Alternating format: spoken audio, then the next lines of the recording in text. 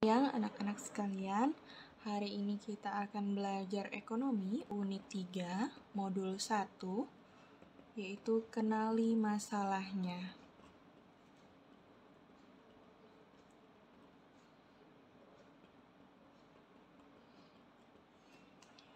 Oke, jadi untuk kenali masalahnya ini kan tadi kita sudah pernah mempelajarinya di unit 2.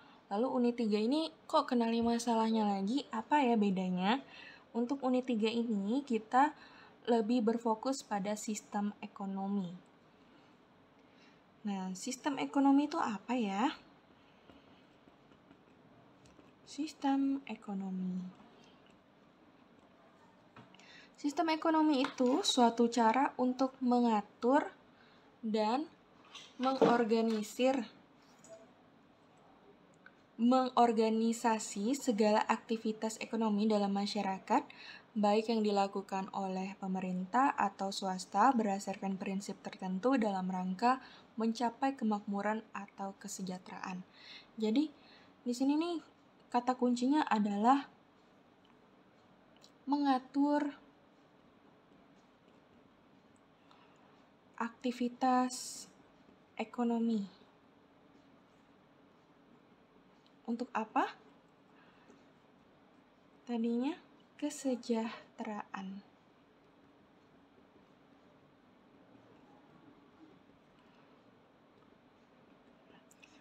Kemudian, sistem ekonomi ini memiliki fungsi. Nah, fungsi sistem ekonomi.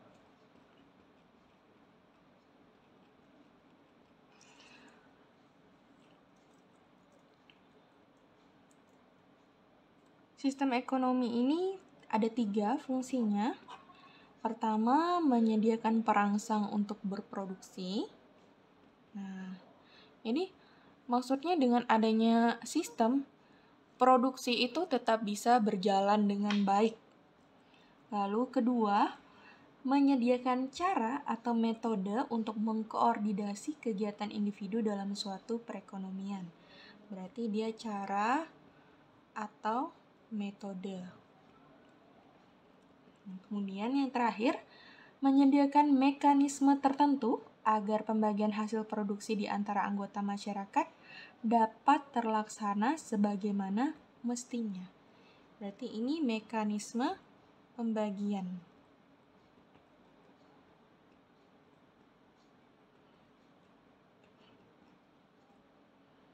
Ini cara atau metode kegiatan ya. Nah, jadi di sini udah ada nih 3 fungsinya. Kemudian apa aja sih jenis-jenis atau macam-macam sistem ekonomi? Untuk macam-macam sistem ekonomi ini terbagi menjadi 5.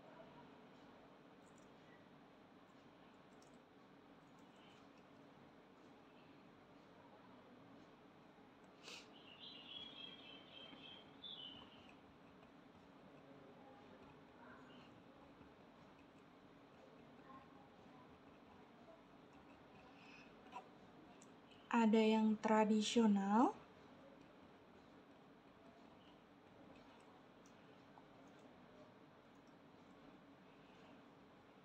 ada yang terpusat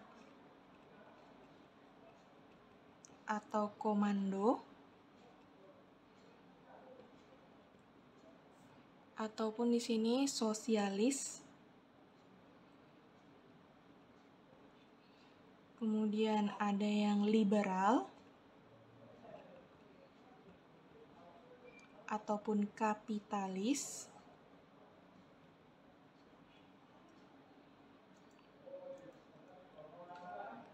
Kemudian campuran.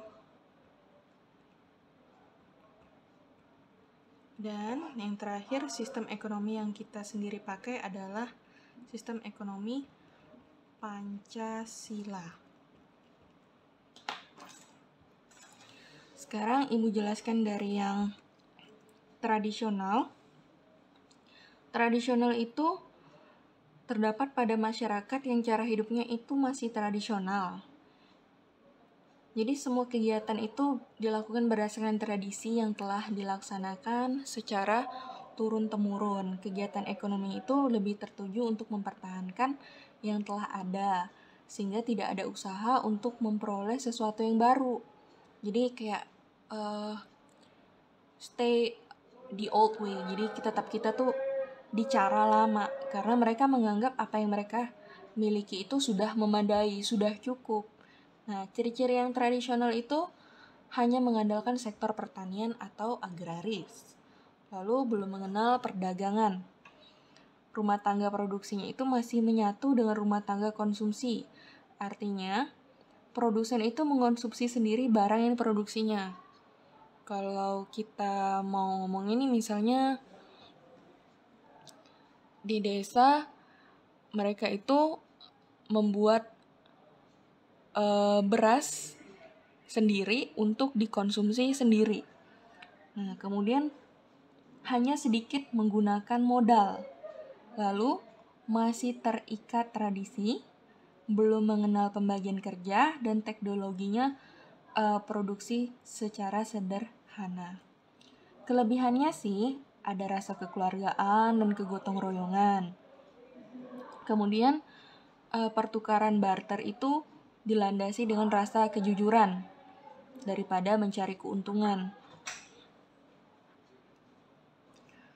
Dan kemudian kegiatan ekonomi hanya untuk memenuhi kebutuhan sendiri, sehingga masyarakat tidak dibebani target yang berat. Jadi intinya, saya udah terpenuhi, ya udah cukup. Sedangkan kalau yang punya tujuannya untuk besar-besaran gitu kan, aku punya perusahaan nih, banyak karyawan yang hidupnya tergantung dengan kelangsungan perusahaan aku. Nah, itu kan terbebani jadinya kan. Terus, segala sesuatu berdasarkan pada tradisi atau kebiasaan sehingga tidak terdapat persaingan. Itu keuntungannya. Lalu kelemahannya apa? Masyarakat dengan pola pikir statis. Statis itu tidak bisa berubah ataupun sulit untuk diubah. Jadi mereka nih kalau kita kenalkan cara baru, ternyata sekarang gak harus barter loh. Sekarang tuh bisa kita nih scan barcode pakai Dana dan macam-macam. Jadi mungkin mereka mikir enggak, barter is the best katanya. Nah, itu untuk kelemahan sistem ekonomi tradisional yang pola pikir statis. Kedua, hasil produksi terbatas sebab hanya menggunakan faktor produksi alam dan tenaga kerja secara apa adanya. Ini kalau kita umpamakan nih di sini seperti tukang kebun gitu kan, dimana tukang kebun itu udah kerjanya sendiri di kebunnya gitu kan, lalu dia sendiri yang panen, lalu setelah itu juga dia sendiri yang jual, otomatis kan hasil produksinya terbatas ya kan, tanahnya terbatas karena kan dia yang punya sendiri, lalu juga tenaga kerja terbatas, ya tergantung lagi gitu kan berapa yang dihasilkan dengan sekali panen. Nah, terus ketiga, kegiatan ekonomi hanya untuk memenuhi kebutuhan hidup, bukan untuk meningkatkan kesejahteraan. Jadi kalau yang tradisional ini yang penting sendiri itu udah cukup, ya udah, nggak usah lagi kita berharap lebih gitu kan. Lalu yang sistem terpusat atau komando atau sosialis. Dalam sistem ini jumlah barang yang diproduksi ditentukan oleh pemerintah. Jadi pemerintah memiliki kebebasan yang besar terhadap faktor-faktor produksi karena sebagian besar faktor produksi adalah milik pemerintah. Nah, pencetus gagasan ekonomi terpusat itu namanya adalah Karl Marx.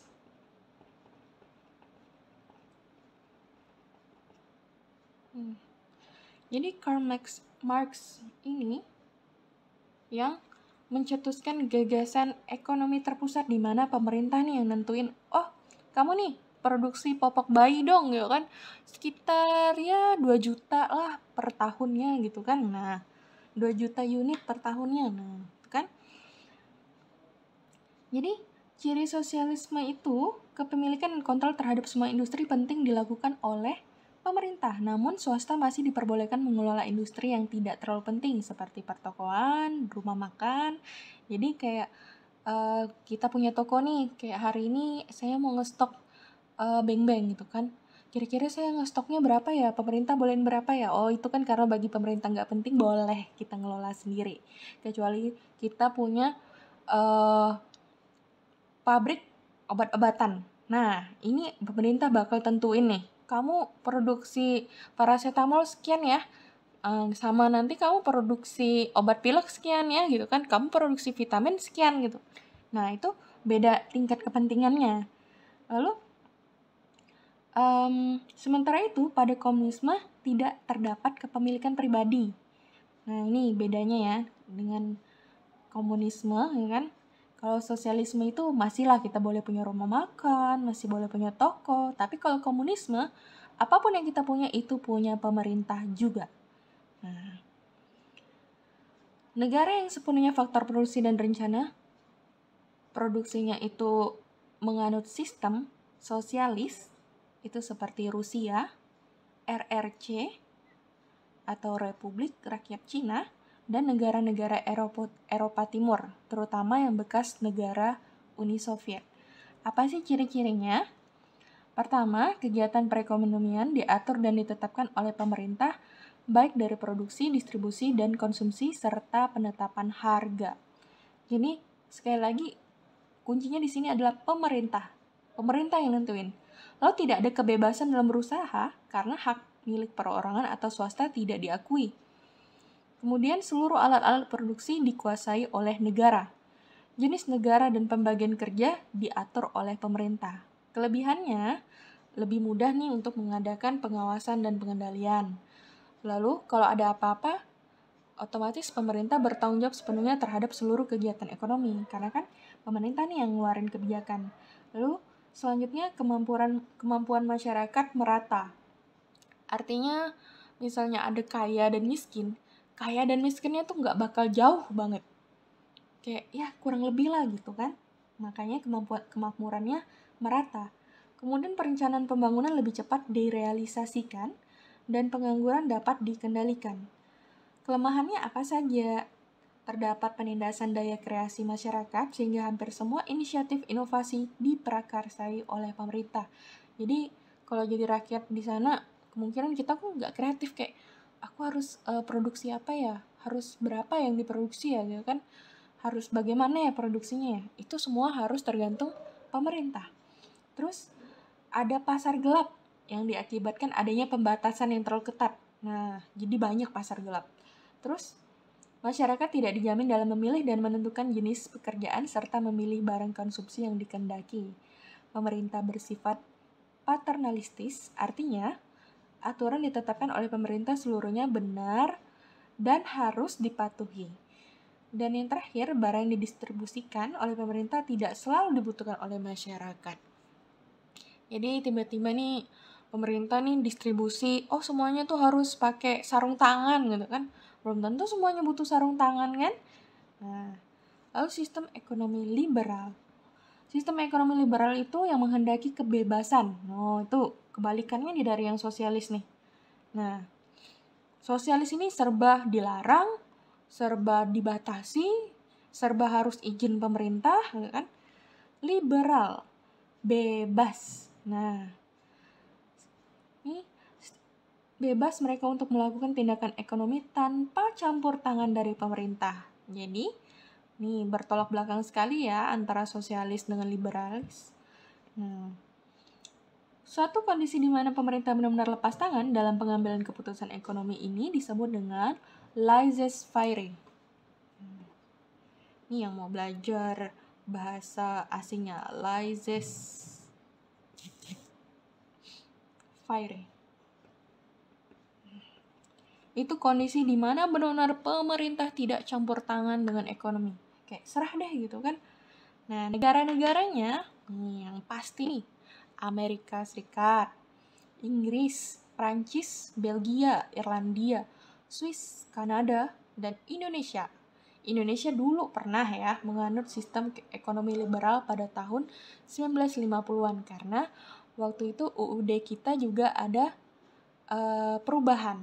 Nah, kalau kalian belajar sejarah, pastinya ada ya diajarin amandemen UUD kita nih pada tahun 1950-an. Nah, selanjutnya ciri-ciri sistem ekonomi liberal tuh apa aja? Diakuinya kebebasan pihak swasta atau masyarakat untuk melakukan tindakan ekonomi. Terus diakuinya kebebasan memiliki barang modal. Dan dalam melakukan tindakan ekonomi dilandasi semangat untuk mencari keuntungan sendiri. Oke, keren ya kedengarannya ciri-cirinya. Kelebihannya apa? Adanya persaingan sehingga mendorong kemajuan usaha. Ini persaingan yang sehat ya maksudnya ya. Jadi tuh karena bebas, jadi pun persaingan tidak dikontrol oleh pemerintah. Ciri-ciri selanjutnya adalah campur tangan pemerintah dalam bidang ekonomi kecil, sehingga mendorong kesempatan lebih luas bagi pihak swasta.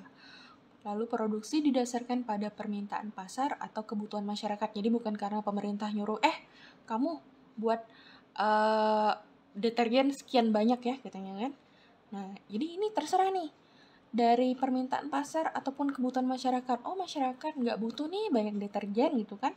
Ya ngapain kita produksi banyak-banyak gitu. Nah, itu di liberal. Lalu pengakuan hak milik oleh negara mendorong semangat usaha masyarakat.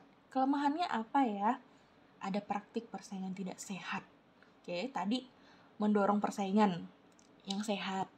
Tapi kalau kelemahannya ada praktik persaingan tidak sehat, yaitu penindasan pihak yang lemah.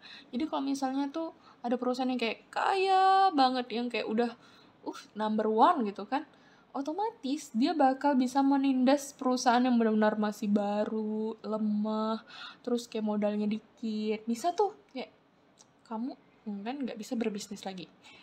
Lalu kedua, persaingan tidak sehat ini bisa menimbulkan monopoli yang merugikan masyarakat. Nah, contohnya nih monopoli seperti apa ya kan?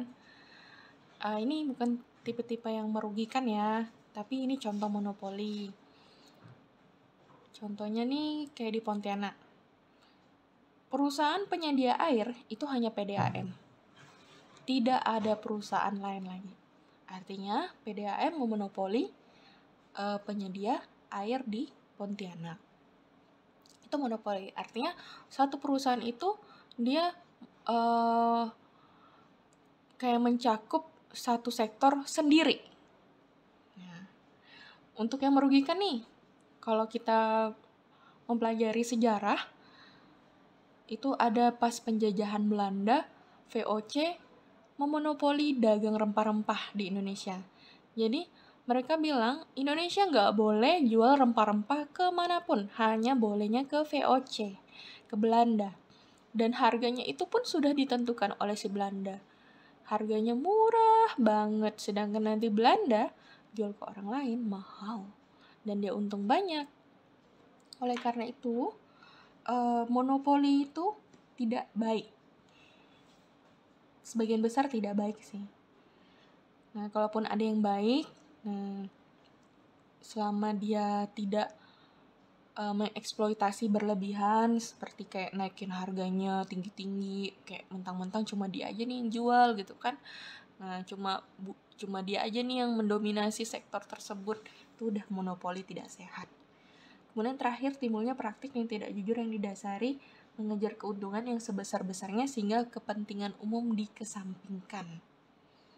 Ini misalnya dia memalsukan laporan keuangan, kan? Terus memalsukan pembelian, lalu memalsukan bahan-bahan yang seharusnya terstandar, malah dia belinya yang tidak terstandar sehingga merugikan konsumen. Nah, itu untuk kelemahan dari sistem ekonomi liberal. Oke. Jadi kalau pikir-pikir, bagus ya ternyata kalau tetap sosialis, kan ada apa-apa nyalain pemerintah aja. Ya, tapi ya itu dikontrol. Kemudian campuran. Campuran itu merupakan suatu sistem ekonomi di mana pemerintah memberikan kebebasan kepada masyarakat untuk berusaha dalam melakukan kegiatan ekonomi, tetapi di sisi lain, pemerintah juga ikut campur tangan dalam perekonomian dengan tujuan menghindari penguasaan secara penuh dari segolongan masyarakat terhadap sumber daya ekonomi. Nah, jadi kurang lebih kayak si sosialis digabungin nih sama kapitalis. Nah, itu campuran. Untuk ciri-ciri kelebihan dan kelemahannya bisa kalian baca di modul lah ya. Ibu cuma untuk mempersingkat aja. Lalu kemudian yang ekonomi Pancasila alias yang kita pakai di Indonesia itu dijiwai oleh ideologi Pancasila, di dalamnya terkandung makna demokrasi ekonomi. Jadi kegiatan ekonomi itu dilakukan berdasarkan usaha bersama berasaskan kekeluargaan dan kegotong royongan dari, oleh, dan untuk rakyat di bawah pimpinan dan pengawasan pemerintah. Ini untuk sistem ekonomi Pancasila itu memberikan kebebasan berusaha kepada masyarakat dengan batas dan syarat tertentu dengan berlandaskan Pancasila, pembukaan UUD 45 dan UUD 45 pasal 27, 33, dan 34. Jadi ini ya, 3 pasalnya yang berhubungan dengan ekonomi Pancasila. Jadi untuk ekonomi Pancasila ini bisa dibilang berasaskan kekeluargaan. Itu ciri-cirinya. Lalu juga cabang-cabang produksi yang penting bagi negara yang menguasai hajat hidup orang banyak dikuasai oleh negara. Contohnya apa? Air tadi, PDAM, kemudian PLN, kan? Nah, jadi yang intinya berkaitan dengan orang banyak itu dikuasai pemerintah. Kemudian bumi dan air dan kekayaan alam yang terkandung di dalamnya dikuasai oleh negara dan dipergunakan untuk sebesar-besarnya kemakmuran masyarakat. Kemudian keempat, perekonomian nasional diselenggarakan berdasarkan atas demokrasi ekonomi dengan prinsip kebersamaan, efisiensi berkeadilan, berkelanjutan, berwawasan lingkungan, kemandirian, serta dengan menjaga keseimbangan kemajuan dan kesatuan ekonomi nasional. Terakhir, ciri-cirinya, ketentuan lebih lanjut mengenai pelaksanaan pasal ini diatur dalam undang-undang. Jadi bisa kalian baca di tadi pasal 27, 33, dan 34 di UUD 45 jika kalian ingin mengetahui lebih jauh nih tentang sistem ekonomi Pancasila. Untuk selanjutnya yaitu yang terakhir, sistem ekonomi syariah. Oke. Sistem ekonomi syariah ini dia merupakan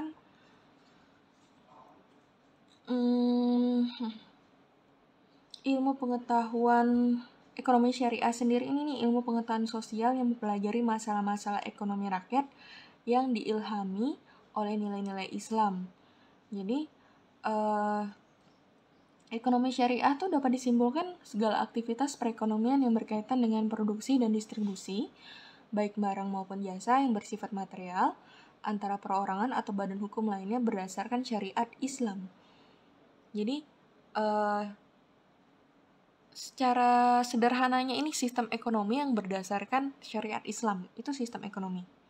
Tujuannya ini ya kita menyesuaikan dengan syariat Islam yang seperti menghindari riba, kan? Nah,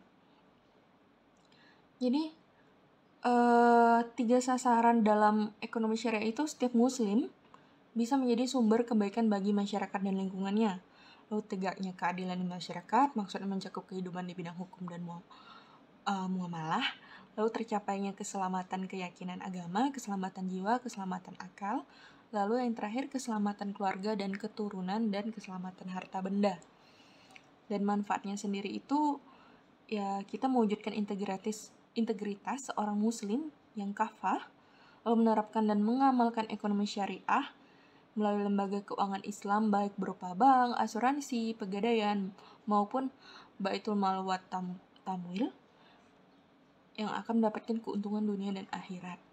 Lalu kegiatan ekonomi berdasarkan syariat Islam juga mengandung nilai ibadah.